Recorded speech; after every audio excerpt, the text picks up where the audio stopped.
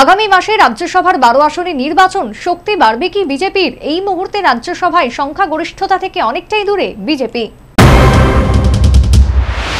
রাজ্যসভার 12টি শূন্য আসনের জন্য নির্বাচন হতে চলেছে 3 সেপ্টেম্বর।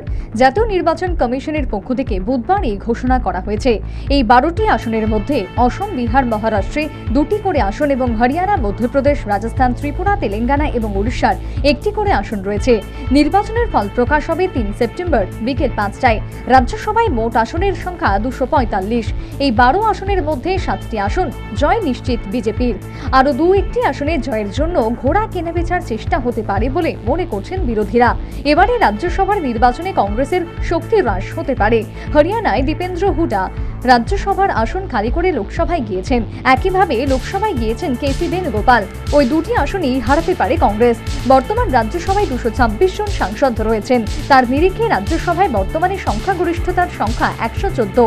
এনডিএর সংখ্যাগরিষ্ঠতা থেকে 13 আসন কম রয়েছে। এনডিএর আসন সংখ্যা 101টি, তাতে বিজেপির রয়েছে 86টি আসন। জুলাই মাসের 13 তারিখে 4 মনোনীত সদস্য যারা পরে বিজেপিতে যোগ দিয়েছিলেন তারা রাজ্যসভা থেকে অবসর নেন।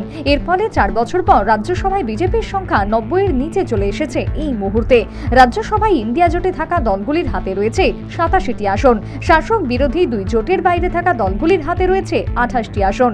এর মধ্যে বিজেডির রাজ্যসভার সদস্য সংখ্যা 9 জন।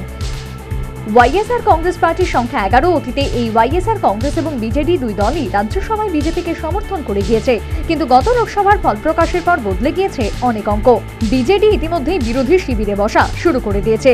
ওয়াইএসআর কংগ্রেসও বিরোধী আসনে বসার প্রস্তুতি নিচ্ছে বলে জানা গিয়েছে। Bureau report, news vanguard.